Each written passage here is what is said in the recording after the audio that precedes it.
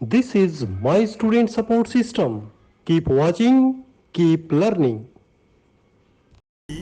आई को हम अलग अलग डिवाइड करके स्टडी करेंगे तो बड़ी आसानी से इसको हम याद रख पाएंगे। ठीक है, तो आई क्या है? Eye is the organ of sight, sense of sight, देखने का एक अंग है।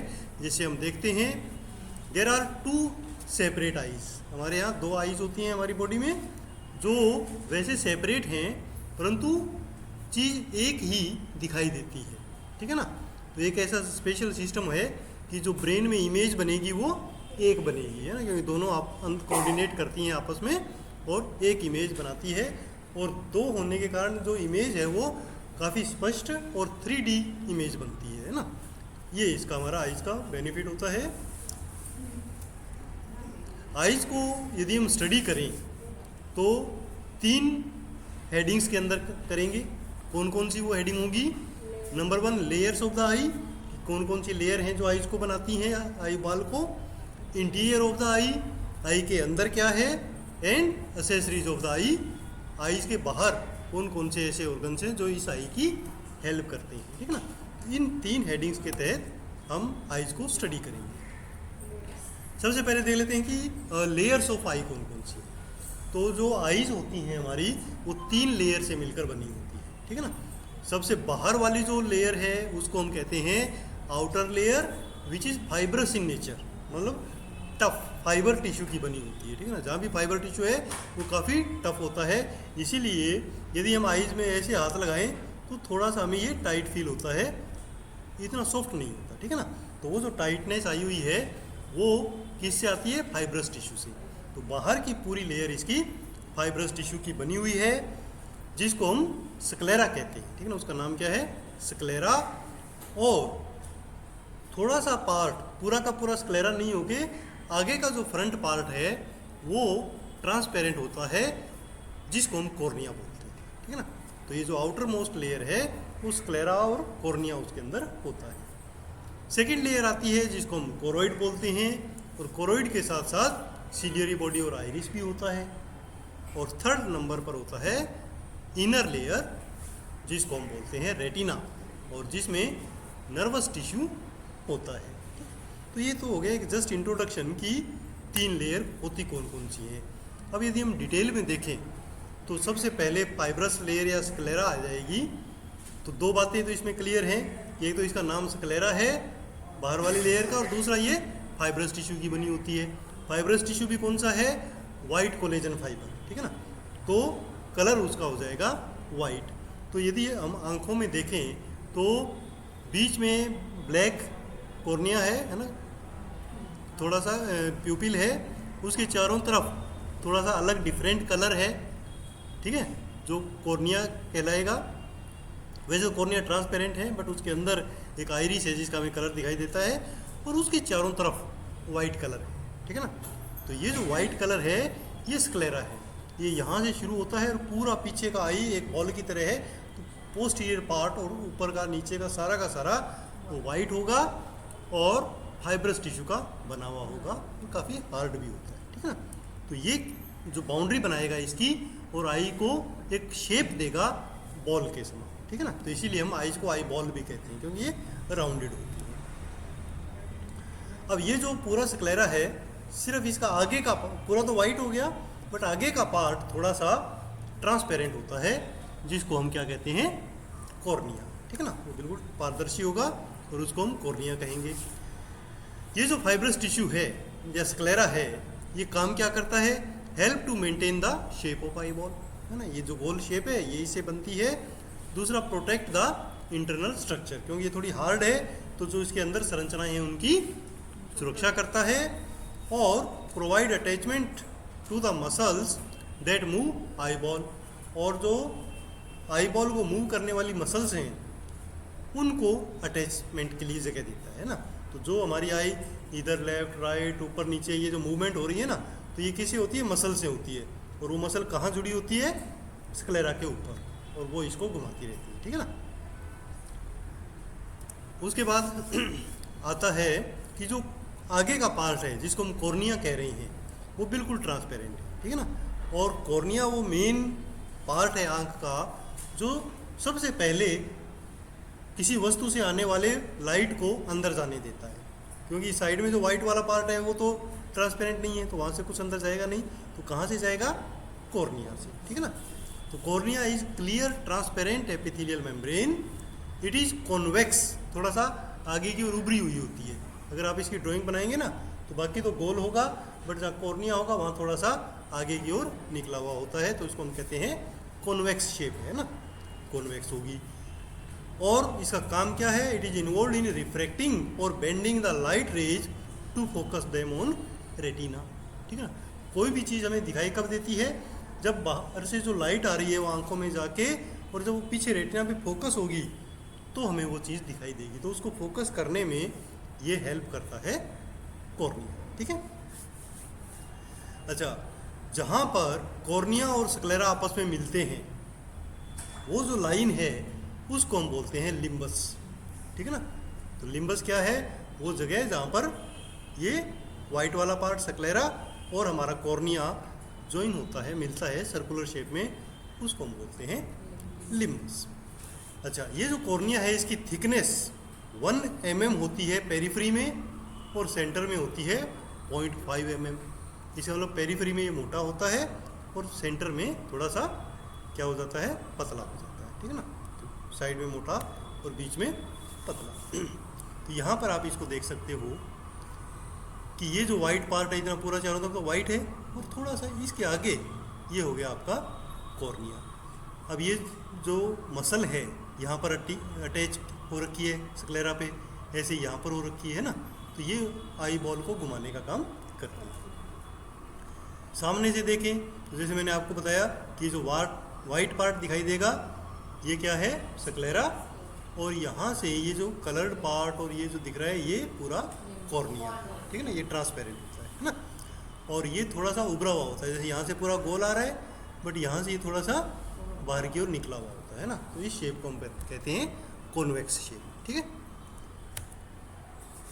उसके बाद सेकंड लेयर आती है जो इसके नीचे है, ठीक है ना, स्क्लेरा के नीचे है, मिडल लेयर उसको बोलते हैं। The middle layer is open called vascular layer, इसको हम वेस्कुलर लेयर भी बोलते हैं। वेस्कुलर मतलब उसमें ब्लड वेसल्स हैं, इसलिए उसको हम क्या कहते हैं? Vascular layer. It contains blood vessels, और जो ब्लड वेसल्स है उसमें क्या होगा? ब्लड। अब ब्लड है तो उसका कलर क्या हो जाएगा? डार्क चॉकलेटी है ना, क्योंकि जो ब्लड होगा वो रेड कलर का है, और कुछ उसमें टिश्यूज का शेप वो मिल गया, तो जो फाइनली कलर वहाँ पर दिखाई देता है वो होता है डार्क चॉकलेटी, है ना। तो वो जो बाहर वाली कलर जो लेयर थी वो कौन सी थी? वाइट कलर की, और ये वाली कौन सी हो गई? डार्क चॉकलेटी कलर की, है ना। और इसी से ही पूरी आइज़ को न्यूट्रिशन मिलता है, क्योंकि यहाँ ब्लड वेसल्स हैं, वो सारा न्यूट्रिशन लेके आती हैं, ऑक्सीजन लेके आती हैं और आइज़ को सप्लाई करती हैं।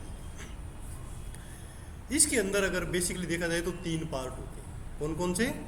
Choroid, ciliary body and iris, ठीक है। अब ये पार्ट कहाँ कहाँ हैं?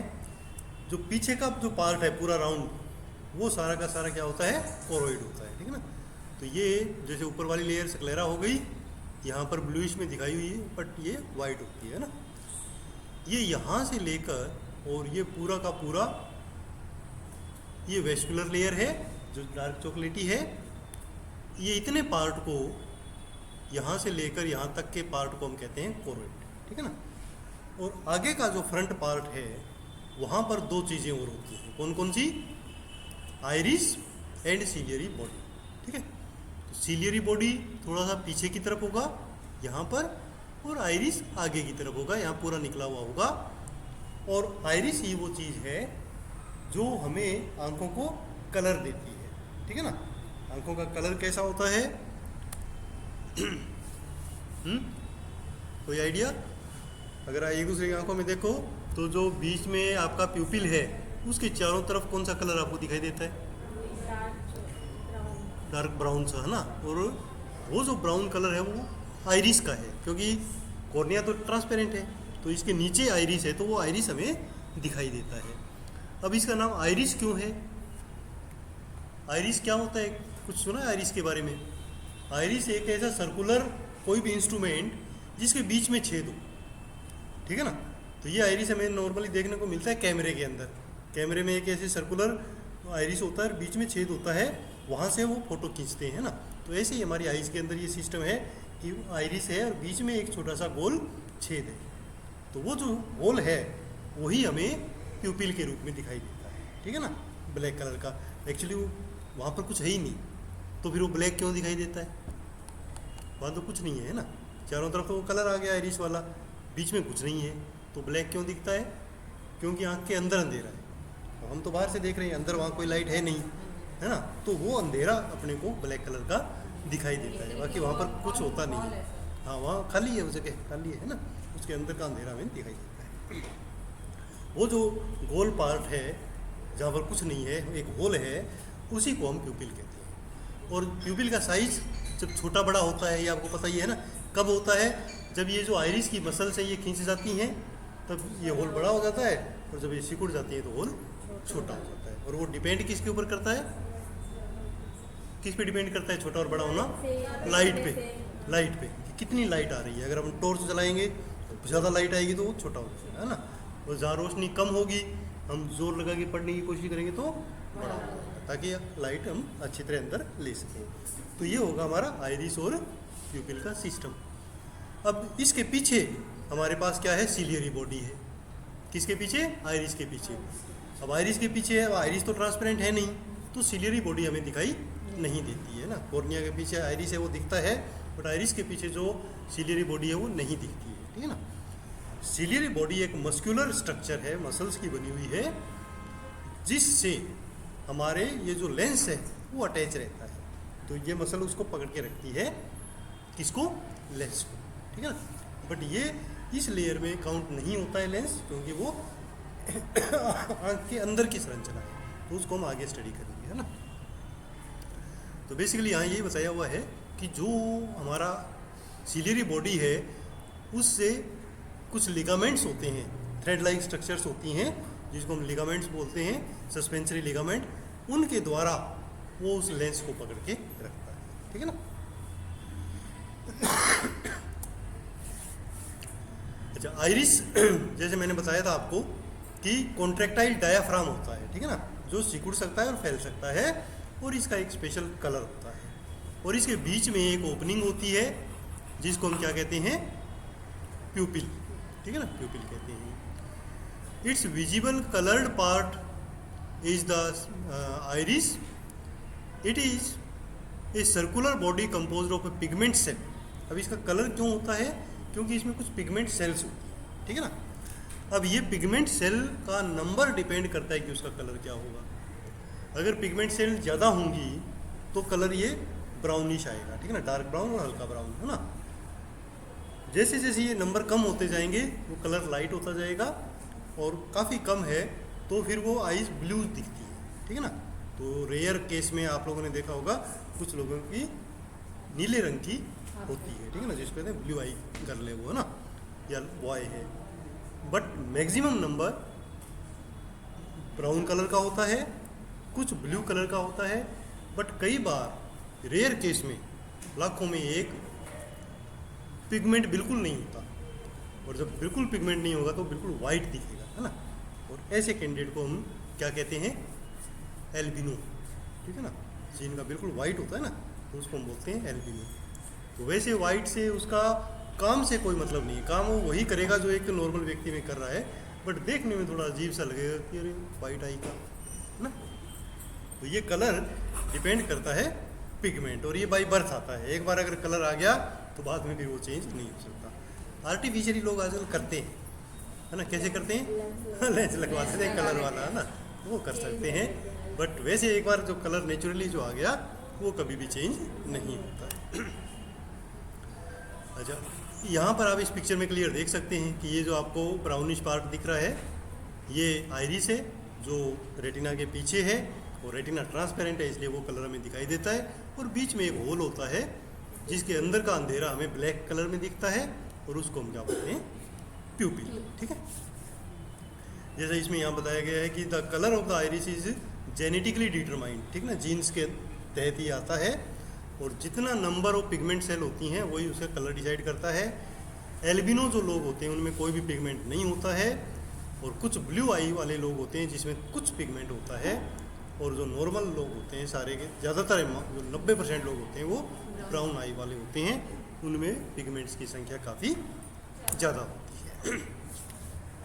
अब थर्ड लेयर पे आ जाते हैं अपन, जो इसके भी नीचे है, ठीक है ना, अंदर की तरफ गहराई में वो जो लेयर है उसको हम क्या कहते हैं, रेटिना, ठीक है ना। ये सबसे इम्पोर्टेंट लेयर है, ठीक है। मेन जो देखने का काम है वो ये लेयर करती है, ठीक है ना।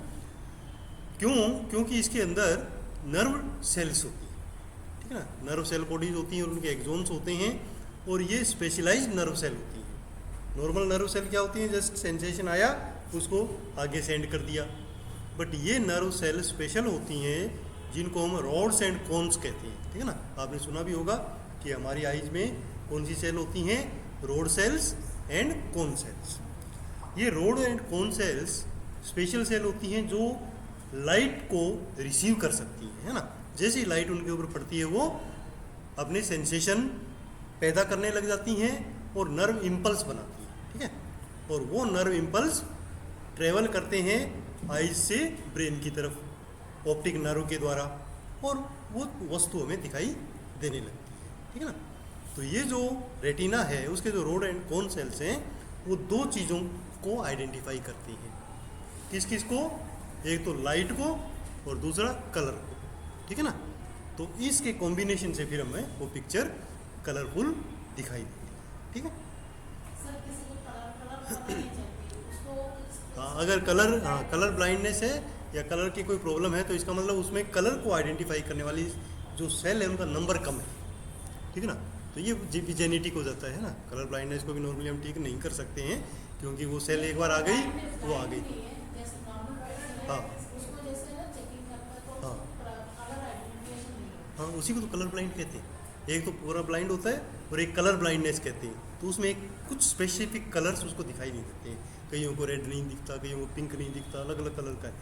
तो वो जेनेटिक है, वो जीन्स उसके अंदर कम डिफेक्टिव हो गया है, जिसके कारण वो जो नंबर ऑफ सेल्स हैं जो कलर को आइडेंटिफाई करेंगी वो अपना प्रॉपर काम नहीं कर पाती है ना।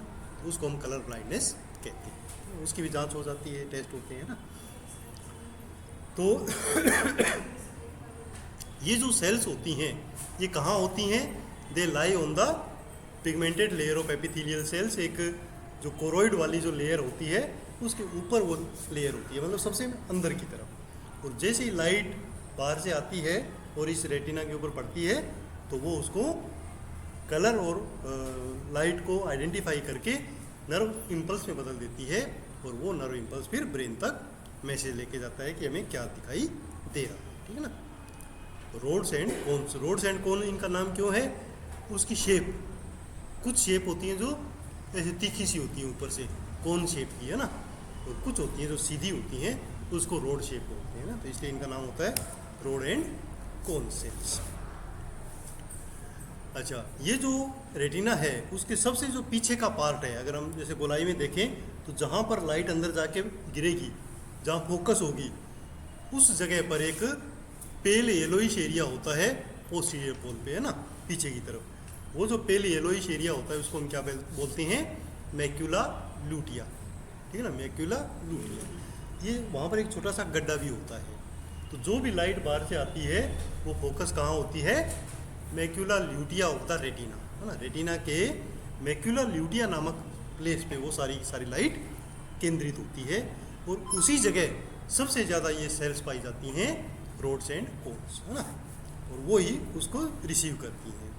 It is approximately 4 mm in diameter, ठीक है ना। और ये जो प्लेस होता है वो क्या है, 4 mm डायामीटर का होता है, और इसके बीच में एक और छोटा सा खड्डा होता है 1.5 mm का, जिसको हम कहते हैं फोविया सेंट्रलिस, ठीक है ना। तो मैक्यूला ल्यूटिया के सेंटर में फोविया सेंट्रलिस होता है, और यही वो जगह है जहाँ पर लाइट फोकस होती है। अगर इसके ऊपर पूरी फोकस होती है तो हमें क्लियर दिखाई देता है, अगर इस पर फोकस पूरी नहीं होती तो फिर हमें क्लियर दिखाई नहीं देता, फिर हमें ये इसकी ज़रूरत पड़ती है चश्मा की, है ना। अब एक वहाँ पर एक स्पेस और है पास में ही, मैक्यूला ल्यूटिया के पास में, जिसको हम कहते हैं ऑप्टिक डिस्क, ठीक है। ऑप्टिक डिस्क क्या है, it is a white spot about 3 mm medial to the macula तो ये जो मैक्यूला ल्यूटिया है इसके जस्ट पास में एक राउंड वाइट कलर की ऑप्टिक डिस्क होती है, ठीक है ना। वो ऑप्टिक डिस्क क्या है, वो जस्ट एक स्पेस है जहाँ से ऑप्टिक नर्व बन के चले, ठीक है ना। तो ऑप्टिक नर्व वहाँ से बनती है और वो ब्रेन तक चली जाती है, ठीक है ना। ये जो ऑप्टिक डिस्क है इसके बीच में भी एक छोटा सा गड्ढा होता है जिसको हम फिजियोलॉजिकल कप बोलते हैं, और वहाँ से फिर हमारी ऑप्टिक नर्व बनती है, ठीक है। तो यहाँ पर आप इसको थोड़ा सा इस पिक्चर से समझ सकते हैं कि जैसे ये वाली सबसे बाहर वाली स्क्लेरा थी, सेकंड नंबर कोरोइड और थर्ड नंबर रेटिना, जिसको यहाँ येलो कलर से दिखाया हुआ है। इस रेटिना के बिल्कुल सामने जहाँ से लाइट गई, और ये लाइट कहाँ फोकस होगी, यहाँ पर, जिसको हम बोलेंगे मैक्यूला ल्यूटिया, और मैक्यूला ल्यूटिया के सेंटर में फोविया सेंट्रलिस होगा, है ना। तो यहाँ पर वो लाइट रिसीव होएगी और नर्व इम्पल्स बनेंगे। वो नर्व इम्पल्स कहाँ आएंगे, ये आएंगे ऑप्टिक डिस्क की तरफ, ठीक है ना, जो इसके बिल्कुल पास में है। और ऑप्टिक डिस्क के पास से फिर क्या बनेगा, नर्व बन जाएगी, जिसको हम क्या कहते हैं, कौन सी नर्व कहते हैं, ऑप्टिक नर्व। और ये ऑप्टिक नर्व सेंसेशन को ब्रेन में लेके जाती है और हमें चीज़ें आइडेंटिफाई होती है। अच्छा, रेटिना को अगर हम बड़ा करके देखें तो इस टाइप की हमें ये फील होती है। ये सेल्स होती हैं जो इस डिज़ाइन की होंगी, उसको हम रोड सेल कहेंगे, और जो ये तीखी सी है इसको हम कोन सेल कहेंगे, ठीक है ना। तो कुछ रोड होंगी, कुछ कोन होंगी, फिर रोड होंगी, फिर कोन होंगी, ऐसे बहुत सारी सेल्स उसके ऊपर लगी होती हैं। और ये स्पेशल नर्व सेल होती हैं जो लाइट और कलर को आइडेंटिफाई करती हैं, ठीक है ना। तो ये हो गया हमारा तीनों लेयर्स के बारे में। ओके, तो इंटीरियर्स ऑफ द आई, आई के अंदर क्या क्या चीज़ें हैं। The interior of eye ball is divided into 2 compartment, ठीक है ना। ये जो हमने लेयर्स पढ़ी थी वो तो इसकी दीवार बना रही है, ठीक है ना। अब बॉल के अंदर क्या है, उस पूरे जो बॉल के अंदर जो पार्ट है उसको हम 2 पार्ट्स में डिवाइड करते हैं, जिनको हम बोलते हैं कंपार्टमेंट, ठीक है ना। तो कौन कौन से कंपार्टमेंट हैं, anterior compartment and posterior compartment, ठीक है ना। एक आगे का जो छोटा है और पोस्टीरियर जो पीछे का है बड़ा है। तो इनका जो डिवीज़न होता है वो कहाँ होता है, लेंस में, है ना। तो लेंस से आगे का जो पार्ट है उसको हम कहते हैं एंटीरियर कंपार्टमेंट, और लेंस के पीछे का जो पार्ट है उसको हम कहते हैं पोस्टीरियर कंपार्टमेंट, ठीक है। पोस्टीरियर कंपार्टमेंट काफ़ी बड़ा है और एंटीरियर कंपार्टमेंट काफ़ी छोटा है, ठीक है। एंटीरियर कंपार्टमेंट जो है वो फर्दर डिवाइड किया जाता है अगेन 2 पार्ट्स में, ठीक है ना। Anterior compartment is again divided into 2 chambers, ठीक है ना। कौन कौन से चैम्बर होंगे, anterior chamber and posterior chamber, ठीक है ना। इनका जो डिमार्केशन है वो कौन सा होगा, किस जगह से ये डिवाइड होंगे, जहाँ पर आइरिस होता है, ठीक है ना। तो आइरिस के आगे का जो पार्ट है वो होगा एंटीरियर चैम्बर, और इसके जो पीछे का पार्ट है वो होगा पोस्टीरियर चैम्बर, ठीक है। अब ये जो दोनों कंपार्टमेंट या दोनों चैम्बर्स हैं वो एक दूसरे से जुड़े रहते हैं, कहाँ पर, सेंटर में, जहाँ पर प्यूपिल होता है। क्योंकि प्यूपिल वैसे कोई चीज़ नहीं है, वहाँ एक होल है, तो उसमें कोई भी जो चीज़ जो पीछे है चैम्बर में वो आगे आ सकती है, और जो आगे है वो पीछे जा सकती है ना। तो ये कम्युनिकेट करते हैं एक दूसरे से थ्रू प्यूपिल, ठीक है। अच्छा, ये जो चैम्बर्स हैं इसके अंदर क्या होता है, ठीक है ना। तो ये एक फ्लूइड होता है, एक लिक्विड होता है जो इस चैम्बर के अंदर भरा होता है, और इस लिक्विड को हम कहते हैं एक्वस ह्यूमर, ठीक है ना। बिल्कुल लिक्विड पानी जैसा होता है, जो होता है aqueous humour, which help in maintaining the intraocular pressure. अब ये जो एक्वस ह्यूमर है ये इंट्राओक्यूलर प्रेशर को मेंटेन करके रखता है, बनाता है, ठीक है ना। जैसे हमारा ब्लड प्रेशर होता है, CSF प्रेशर होता है, वैसे ही आइज़ का भी इंट्राओक्यूलर प्रेशर होता है, ठीक है ना। और ये फिक्स होता है, और इसको नापने के लिए भी एक इंस्ट्रूमेंट आता है जिसको आइज़ पर लगाने से ये इंट्राओक्यूलर प्रेशर बता देता है, ठीक है। अब ये इंट्राओक्यूलर प्रेशर कभी बढ़ जाता है और कभी कम हो जाता है किसी प्रॉब्लम के कारण, है ना। तो कौन सी प्रॉब्लम आती है जिसके अंदर ये इंक्रीज हो जाता है, आप लोगों ने सुना होगा इंट्राओक्यूलर प्रेशर, पहले कभी सुना है किसी का इंट्राओक्यूलर प्रेशर इंक्रीज हो गया हो, नहीं सुना, अगर ये प्रेशर इंक्रीज हो गया तो सुना हुआ है। ऑपरेशन नहीं होता ना, आईज हाँ। का ऑपरेशन बंद करते हैं। हाँ, विजन में काफ़ी प्रॉब्लम आती है, उस डिसऑर्डर को कहते हैं ग्लूकोमा, ठीक है ना। तो ग्लूकोमा नामक डिसऑर्डर में जो ये प्रेशर है वो इंक्रीज हो जाता है ना। तो उसमें अब ये आई डायलेट हो जाती है ना, है आई डायलेट। नहीं, डायलेट आई नहीं होती, जो विजन है वो ब्लर्ड होती है, यानी ये धुंधला सा दिखने लग जाता है, ठीक है ना। पेन भी होता है आंखों के अंदर, है ना, जो प्रेशर इंक्रीज हो रहा है। अब ये प्रेशर इंक्रीज क्यों हो जाता है, इसके कई कारण, ठीक है ना। नॉर्मली क्या होता है कि जो ये एक्वस ह्यूमर है वो सेम रेट से सीक्रेट होता है और एब्जॉर्व कर लिया जाता है, ठीक है ना। लगातार सीक्रेट होता रहता है, लगातार एब्जॉर्व कर लिया जाता है और अमाउंट फिक्स रहती है। बट किसी भी कारण से नॉर्मली सीक्रेशन तो सेम ही रहता है, बट एब्जॉर्प्शन में कई बार प्रॉब्लम आ जाती है, एब्जॉर्प्शन कम होने लगता है। तो सीक्रेट लगातार सही हो रहा है, एब्जॉर्प्शन कम हो रहा है, तो वहाँ पर अमाउंट ज़्यादा हो जाएगी, उसके कारण ये प्रेशर बढ़ जाता है। और इस प्रेशर को कम करने के लिए फिर ग्लूकोमा का सर्जरी किया जाता है, ठीक है ना। इसको काला मोतिया भी कहते हैं ना। तो काला मोतिया या जो ये ग्लूकोमा है वो एक ही बात है, इसमें इंट्राओक्यूलर प्रेशर इंक्रीज हो जाता है। तो इंट्राओक्यूलर प्रेशर का आपको कोई पूछे तो आप बता सकते हैं कि ये दो चैम्बर होते हैं आगे, उस चैम्बर में एक फ्लूइड होता है, उसका प्रेशर इंक्रीज होना ही इंट्राओक्यूलर प्रेशर कहलाता है, ठीक है। अब ये फ्लूइड होता क्यों है, क्या फ़ायदा है इसको। तो ये फ्लूइड हमारा जैसे CSF काम करता था ना ब्रेन के अंदर, सेम यही काम करता है कि जो हमारा कॉर्निया है वो ट्रांसपेरेंट है, बट उसको न्यूट्रिशन भी चाहिए, ऑक्सीजन भी चाहिए, और ब्लड वहाँ पर आता नहीं है क्योंकि वो तो ट्रांसपेरेंट है, सप्लाई होती नहीं है। तो उसको न्यूट्रिशन देने के लिए और जो आसपास के स्ट्रक्चर्स हैं उनको न्यूट्रिशन देने के लिए ये फ्लूइड होता है, ठीक है ना। तो ये लगातार आता रहता है, इसको न्यूट्रिशन देता रहता है, और फिर ये आगे हो जाता है कि उसको ऑक्सीजन दी, न्यूट्रिशन दिया, और वहाँ से वेस्ट प्रोडक्ट लिया और फिर एब्जॉर्ब हो जाता है, ठीक है ना। तो ये सारा का सारा साइकिल कंटिन्यू चलता रहता है, ठीक है ना। तो इसको हम कहते हैं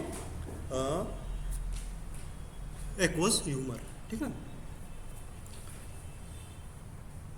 अभी थोड़ा बैठ जाओ बेटा, ये हॉल में बैठ जाओ ना, मैं आता हूँ अभी ना। अब क्या होगा, ये सीक्रेट कहाँ से होता है, सीक्रेट होता है ये सिलियरी ग्लैंड से, ठीक है। मैंने आपको बताया आइरिस के पास में एक क्या है, हमारे पास सिलियरी बॉडी है, उसके अंदर छोटी छोटी ग्लैंड्स होती हैं जो इसको सीक्रेट करेंगी, ठीक है। अब कोई भी फ्लूइड सीक्रेट होता है तो वो आता कहाँ से है, कोई आइडिया।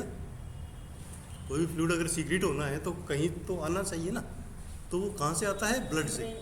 ब्लड से जो लगातार ब्लड सप्लाई आइज में तो है ही, कोरोइड लेयर में है, वहाँ से ये फ्लूइड बनेगा और वापस एब्जॉर्ब होकर ब्लड में ही चला जाएगा, ठीक है। तो ब्लड से आएगा तो अपने साथ क्या लेके आएगा, न्यूट्रिशन, भोजन, और जब वापस होगा तो वेस्ट प्रोडक्ट वापस ब्लड के अंदर डाल देगा। तो ये प्रोसेस लगातार चलता रहता है ना।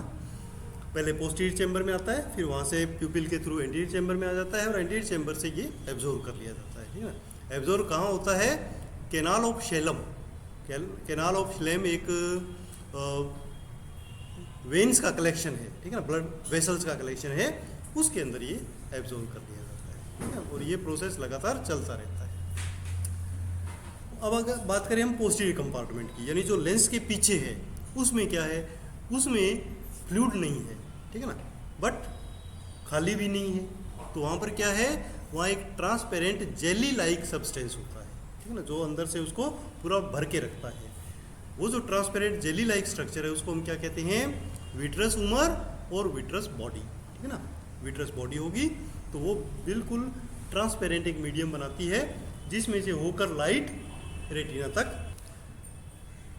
अब बात आती है कि इंटीरियर में और क्या है, एक इम्पोर्टेंट स्ट्रक्चर आती है इसके अंदर, लेंस, ठीक है ना। तो लेंस क्या है, जैसे हमारे आइज़ के अंदर लेंस है, उसी हिसाब से काम तो इस लेंस का भी सेम है कि ये लाइट को फोकस करने का काम करता है। बट डिफरेंस क्या है, डिफरेंस है इसका बनावट, क्योंकि ये जो आंखों का चश्मा है ये तो सॉलिड है, ठीक है ना, और इसकी फोकस चेंज नहीं हो सकता, फिक्स होता है ना। जबकि जो हमारा आइज़ के अंदर जो लेंस है वो कांच का नहीं बना हुआ होता, वो एक मेम्ब्रेन के अंदर कुछ फ्लूइड सा भरा होता है, कुछ प्रोटीन एक भरा होता है, जिसको खींचकर मसल्स पतला या मोटा कर सकती है, ठीक है ना। तो इसका मतलब जब हमारी आइज़ बिल्कुल सही होती हैं तब हमारा किसी भी टाइप के चश्मे की ज़रूरत नहीं होती है, और चाहे नज़दीक का देखना हो चाहे दूर का देखना हो वो लेंस अपने आप एडजस्ट हो जाता है, ठीक है ना। बट एज के साथ ये जो पावर है ये कम हो जाती है, जिसके कारण हमें एडिशनल चश्मे की ज़रूरत पड़ती है ना। और कई बार एज का नहीं कोई और कारण से भी जो पावर है उसकी वो कम या ज़्यादा हो सकती है, तो उसके कारण हमें माइनस वाला या प्लस वाला चश्मा लगाना पड़ता है। एम इस लेंस का मेन यही होता है कि जो लाइट बाहर से आ रही है उसको रेटिना के ऊपर फोकस करना, ठीक है। तो lens is a special biological structure, it is transparent and convex, यानी दोनों तरफ से ये उभरा हुआ होता है, ठीक है ना। ऊपर से इस टाइप का ये होगा, ठीक है ना। It is 1 centimetre in diameter, ठीक है ना, छोटा सा होता है, 1 सेंटीमीटर डायामीटर होता है, और मोटाई इसकी होती है 4 mm, ठीक है। बट ये मोटाई फिक्स नहीं होती है, कम ज़्यादा हो सकती है। It is held between anterior and posterior compartment, anterior posterior compartment के बीच में होता है, by the suspensory ligaments of ciliary body. जो सीलियरी बॉडी है उसके सस्पेंसरी लिगामेंट्स से निकले होते हैं, उनके साथ ये बंधा होता है लेंस, ठीक है ना। तो लेंस को वो सस्पेंसरी लिगामेंट पकड़ के रखती है, और लेंस का मेन काम होगा कि जो बाहर से लाइट आएगी उसको रेटिना के ऊपर फोकस करना। उसके बाद नेक्स्ट हमारा आ जाता है कि एसेसरीज ऑफ आई के साथ और कौन कौन सी चीज़ें हैं जो बाहर की ओर हैं, ठीक है ना, और इसकी सहायता करती हैं अपना काम पूरा करने में। वो हैं eyebrows, eyelids and eye lashes and lacrimal apparatus, ठीक है। तो इनके बारे में, आईब्रो और आईलिड्स के बारे में तो आप लोग अच्छी तरह जानते ही हो, ठीक है ना। कोई ऐसा है जो इनके बारे में नहीं जानता? सब जानते हैं ना। आईब्रोज क्या हैं? These are 2 arched ridge on the supra orbital margin. तो जो हमारी सुप्रा ऑर्बिटल मार्जिन है बोन, ये यहाँ पर फ्रंटल की, इसके ऊपर आर्च शेप की एक स्ट्रक्चर होती है जो बालों की बनी हुई होती है ना, उसमें बाल होते हैं। Numerous hairs are there, they project obliquely from the surface of skin, ऐसे तिरछे से निकले होते हैं। They protect the anterior aspect of eye ball from sweat, dust and other foreign bodies. तो इसका मेन काम क्या होता है? मेन काम होता है कि जो पसीने की बूंदें या कोई डस्ट पार्टिकल है वो ऊपर ही रह जाए, आंखों के अंदर ना जाए, ठीक है ना। तो उसकी सेफ्टी के लिए ये होती है, ठीक है ना। तो मेन तो सेफ्टी के लिए होती है, बाकी सुंदरता के लिए भी इसको यूज़ करते हैं ना, आईब्रोज बनवा के, तो वो भी एक एडिशनल काम आर्टिफिशियली हो गया, बाकी नेचुरली तो ये प्रोटेक्शन के लिए था ना। उसके बाद आती हैं आईलिड्स और आई लैशेस। आईलिड्स और आई लैशेस क्या हैं? लिड का मतलब क्या होता है? ढक्कन, ठीक है ना। तो आई लिड एक प्रकार का हमारा आईज का ढक्कन है, और ये 2 होती हैं, upper eyelid and lower eyelid, ठीक है ना। अपर आई लिड मूवेबल होती है और लोअर आई लिड फिक्स होती है, ठीक है ना। और ये जब अपर आई लिड क्लोज होती है तो पूरी हमारी आंखें क्लोज हो जाती हैं। ये भी क्या करती हैं? प्रोटेक्शन, ठीक है ना। जब क्लोज होती हैं तो आंखों को प्रोटेक्शन मिलती है, और ये जो आई लिड है ये रूटीनली मूव करती है, ठीक है ना। कुछ सेकंड बाद ये पलक झपकती है, आईलिड बंद होती है, खुलती है। उसका कारण क्या होता है कि हमारे आईज के ऊपर जो कंजक्टाइवा है उसके ऊपर टीयर्स की एक लेयर बिछा देती है ना।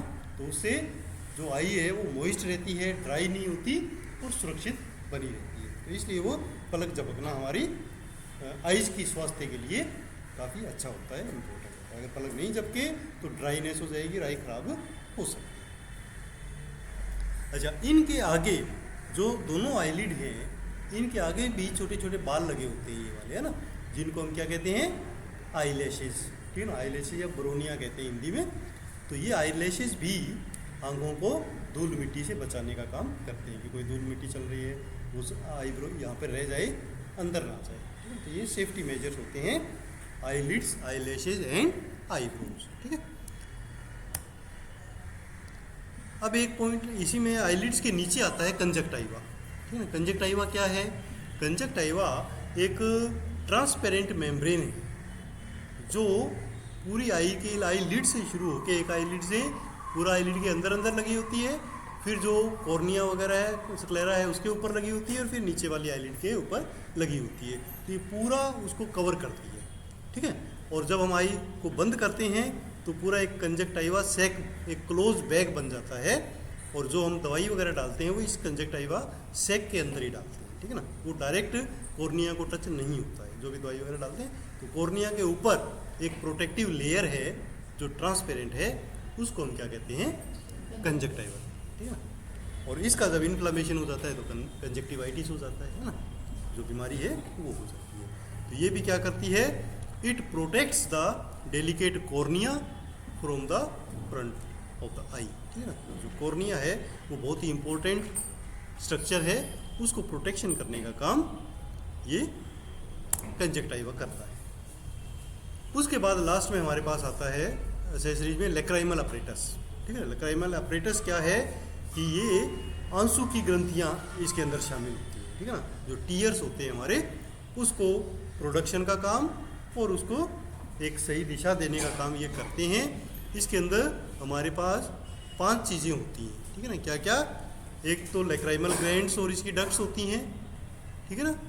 लेक्राइमल कैनालिक्यूली होती हैं 2, ये वाली लेक्राइमल सैक होता है यहाँ पर, और फिर एक नेजो लेक्राइमल डक्ट होती है, ठीक है ना। इतनी स्ट्रक्चर इस लेक्राइमल अपरेटस के अंदर होती है। अच्छा, सबसे पहले देख लेते हैं लेक्राइमल ग्लैंड्स। तो लेक्राइमल ग्लैंड्स क्या होती हैं, ग्लैंड्स मतलब ग्रंथियाँ। तो और लेक्राइमल जो वर्ड आता है वो है टीयर से रिलेटेड है ना। तो जो टीयर्स का प्रोडक्शन जो हाँ होता है उसको हम क्या कहेंगे, लेक्राइमल ग्लैंड्स कहेंगे। तो लेक्राइमल ग्लैंड से टीयर्स निकलते हैं। टीयर्स जो हैं वो बहुत ही इंपॉर्टेंट चीज़ है। क्यों इंपॉर्टेंट है, क्योंकि एक तो वो आइज़ को ड्राई नहीं होने देता, ठीक है ना, लगातार उसको मॉइस्ट रखता रहता है। दूसरा, इसके अंदर एंटीबॉडीज, लाइसोजाइम और बैक्टीरियासाइडल एंजाइम्स होते हैं जो आंखों को इन्फेक्शन से बचाते हैं, ठीक है। तो लेक्राइमल ग्लैंड का आप लोगों को ये तो पता लग ही गया कि ये काफ़ी इम्पोर्टेंट है हमारे लिए, क्योंकि हमारी आइज़ की सेफ्टी करता है, सुरक्षा करता है, ठीक है ना। किस तरीके से, एक तो वो उसको मॉइस्ट रखता है, ड्राई नहीं होने देता, और दूसरा उसमें एंटी बैक्टीरियल तत्व भी होते हैं जो इन्फेक्शन से हमें बचाते हैं, ठीक है। अच्छा, अब आता है कि जो टीयर्स हैं वो उनका ट्रेवल करने का सिस्टम क्या है, कहाँ से आते हैं और कहाँ जाते हैं। क्योंकि टीयर्स 24 आवर चलते हैं, लगातार सीक्रेट होते हैं, क्योंकि इसको गीला रखना ही रखना है, ठीक है ना। तो कोई ऐसा समय नहीं है जब वो टीयर्स ना आए, बट नॉर्मली हमें वो दिखते नहीं हैं, ठीक है ना। तो कहाँ से आते हैं और कहाँ जाते हैं ये हमें इसको जानना है। तो लेक्राइमल ग्लैंड होती कहाँ है, पहले तो ये देखो कहाँ होती है, आँख के अंदर, इधर या इधर, कोई आइडिया। हर बार बच्चों से मैं ये क्वेश्चन पूछता हूँ और हर बार गलत ही जवाब मिलता है। यहाँ होती है, हाँ ऊपर होती है, हाँ ऊपर, और बिल्कुल यहाँ बाहर की तरफ है ना, आँख के अंदर इस साइड में, ठीक है ना। तो दोनों साइड में, एक इधर और एक इधर, है ना। तो ये एक जो लेक्राइमल ग्लैंड है उसकी ये पोजीशन है। तो हर बार ये रहता है, 90% लोगों को, आम आदमी को तो होगा ही होगा, मेडिकल वालों को भी ये डाउट रहता है जब तक वो इसको अच्छी तरह स्टडी नहीं करे, ठीक है ना। तो साइड में इधर होगा। अब यहाँ हर एक जो लेक्राइमल ग्लैंड है उससे छोटी छोटी कई ट्यूब्स होती हैं, उनके द्वारा वो आई जो टीयर्स है वो यहाँ आते हैं लेटरल कैंथस में, इसको लेटरल कैंथस बोलते हैं। यहाँ से फिर जब हम पलकें झपकाते हैं तो पूरे आइज़ के ऊपर वो स्प्रेड हो जाता है, और फिर धीरे धीरे ग्रेविटी के माध्यम से वो अंदर की तरफ यहाँ आता है, ठीक है ना। अब यहाँ आने के बाद कहाँ जाएगा, ना तो बाहर आता है ना अंदर कहीं जाने की जगह नहीं है। तो हमारे यहाँ पर एक नेजो लेक्राइमल डक्ट होती है, ठीक है ना, उसका ओपनिंग होती है नाक के अंदर, ठीक है ना, नेजो लेक्राइमल डक्ट। तो जो लेक्राइम्स या टीयर्स यहाँ आते हैं वो नेजल कैविटी में चले जाते हैं, और नेजल कैविटी से नॉर्मली हम सांस लेते हैं तो धीरे धीरे वो ऊपर की तरफ चला जाता है और हम उसको गटक जाते हैं, ठीक है ना। तो 24 घंटे ये प्रोसेस चलता रहता है। बट इन केस यदि टीयर्स ज़्यादा आएँ तो किस कंडीशन में आ सकते हैं, जैसे बहुत ज़्यादा हम खुश हैं तो कुछ एक्स्ट्रा आंसू आ गए, दुखी हैं तब आ गए, या कोई कचरा गिर जाए तब आ गए। उस कंडीशन में फिर वो जो डक्ट है उसमें इतना कैपेसिटी नहीं होती कि वो पूरा का पूरा अंदर चला जाए, फिर वो यहाँ से बाहर निकलता है। तो इसीलिए डाउट हो जाता है कि वो लैक्रिमल यहाँ से होंगे, बट एक्चुअली वो इधर से ही रहे होते हैं, ठीक है ना। तो फिर वो यहाँ से निकल के बाहर आ जाएंगे, अदरवाइज वो लगातार नेजल कैविटी के द्वारा अंदर चले जाते हैं, ठीक है ना। तो ये हमारा टीयर्स का फ्लो का सिस्टम होता है ना, outer side to inner side and then into the nasal cavity, ऐसे ये फ्लो करता है ना। अब एक क्वेश्चन आता है, छोटा सा बनता है हमारे पास कि फिजियोलॉजी ऑफ विजन, हम चीज़ों को कैसे देखते हैं?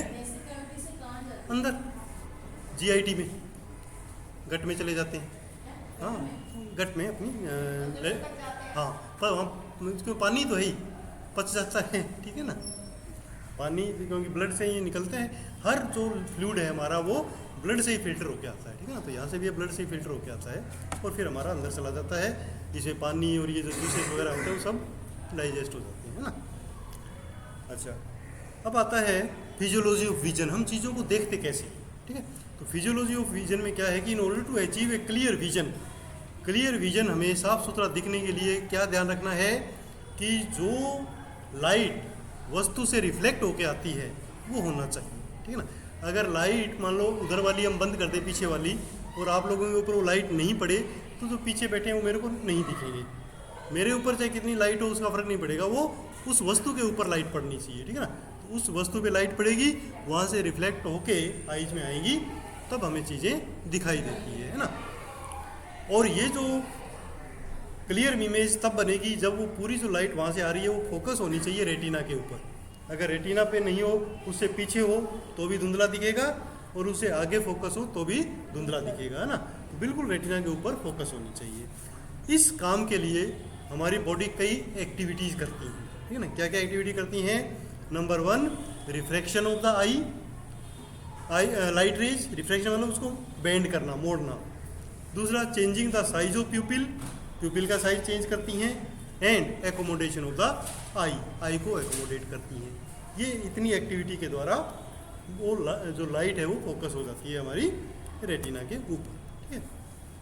तो सबसे पहले देखते हैं कि रिफ्रैक्शन ऑफ लाइट कैसे होता है।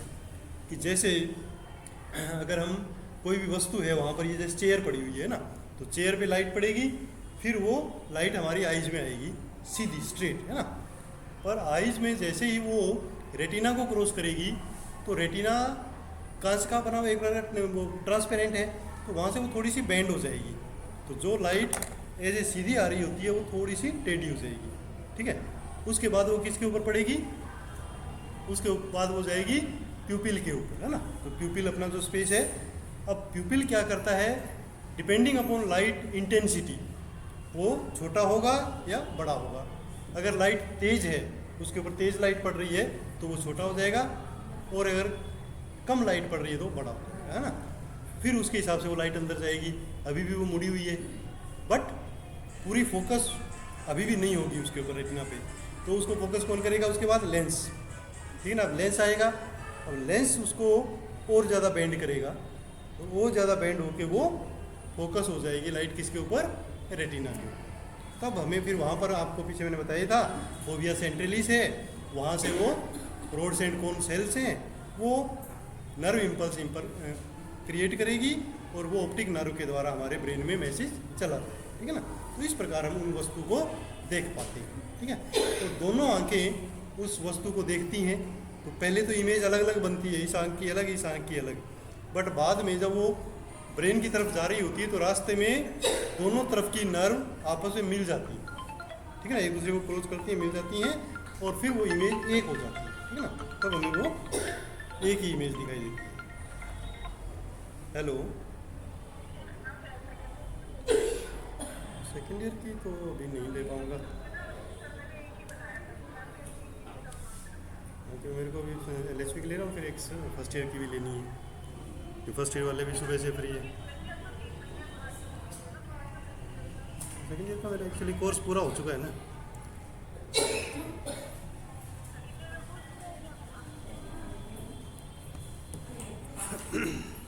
ठीक है, तो फिर वो फोकस हो जाएगी, तो हमें चीज़ें सही से दिखाई देंगी, ठीक है। अच्छा, ये जो लाइट पास करती हैं, जो उसको बेंड करती हैं, उसमें बहुत सारी चीज़ें आती हैं, सारी की सारी उसको बेंड करने की कोशिश करती हैं।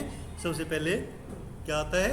कंजक्टाइवा, उसके बाद रेटिना, उसके बाद जो एक्वस ह्यूमर है, फिर उसके बाद लेंस हो गया, लेंस के बाद विट्रस बॉडी, और लास्ट में जाके वो अटक सेट हो जाती है फोविया सेंट्रलिस के ऊपर, ठीक है ना। इस प्रकार लाइट ट्रेवल करती है और हमें चीज़ें दिखाई देती हैं। अब प्यूपिल का जो साइज़ होता है वो क्यों चेंज होता है, ठीक है ना? वो चेंज होता है लाइट रेज को कम या ज़्यादा करने के लिए, क्योंकि अगर ज़्यादा लाइट चली जाएगी तेज़ तो आइज डैमेज हो सकती है, और कम लाइट चली जाएगी तो चीज़ें हमें सही से दिखेंगी नहीं। तो वो अकॉर्डिंगली प्यूपिल छोटा या बड़ा होता है। लाइट कम होगी तो प्यूपिल क्या होगा? बड़ा होगा, और लाइट तेज होगी तो प्यूपिल छोटा हो जाएगा, अंदर वो फिक्स ही लाइट जाने देगा, ठीक है ना। इस सिस्टम को हम क्या बोलते हैं? Changing the size of प्यूपिल। ये सेकंड एक्टिविटी हमारी होती है। और उसके बाद होता है accommodation of the I. Accommodation का क्या मतलब है? एकोमोडेशन मतलब कि पावर चेंज करना हमारी आइज की, ठीक है ना। जैसे हम दूर देखते हैं, ठीक है, नज़दीक देखते हैं तो पावर चेंज होती है ना। तो पावर चेंज होने के लिए भी बहुत सारी चीज़ें काम आती हैं, जिसमें एक तो कॉन्स्ट्रिक्शन ऑफ प्यूपिल तो है ही, दूसरा convergence of eye ball. Convergence का क्या मतलब होता है कि हमारे आइज के ऊपर, जैसे मैंने आपको बताया था ना, मसल्स लगी होती हैं, तो हमें किस तरफ देखना है, इस तरफ या इस तरफ, ऊपर या नीचे, तो वो मसल्स उसको फोकस करती है वस्तु के ऊपर। फिर वहाँ से लाइट आएगी, और फिर उस लाइट को फोकस करने के लिए हमारे पास लेंस की पावर चेंज करने का भी सिस्टम होता है। लेंस की पावर कौन चेंज करेगा? लेंस किससे जुड़ा हुआ है? सिलियरी बॉडी से, है ना। तो सिलियरी बॉडी की मसल्स उसकी पावर को चेंज करती है, ठीक है ना, मोटा करना है या पतला करना है, ठीक है। तो ये होता है हमारा फिजियोलॉजी ऑफ विजन, जिसके अंदर इतनी सारी एक्टिविटी के बाद वो लाइट फोकस होती है किसके ऊपर? रेटिना के ऊपर, और वहाँ फोटो सेंसिटिव पिगमेंट्स सेल्स होती हैं, जिनको हम रोड्स एंड कोन कहते हैं। वहाँ से वो नर्व इम्पल्स बन के ऑप्टिक नर्व में जाता है, और ऑप्टिक नर्व के माध्यम से वो कहाँ जाएगा? ब्रेन के ऑक्सीपिटल लोब के अंदर जाता है, जहाँ से फिर वो चीज़ें हमें दिखाई देती हैं, ठीक है ना। ये हो गया हमारा फिजियोलॉजी ऑफ विजन, ठीक। My student support system. Keep watching, keep learning.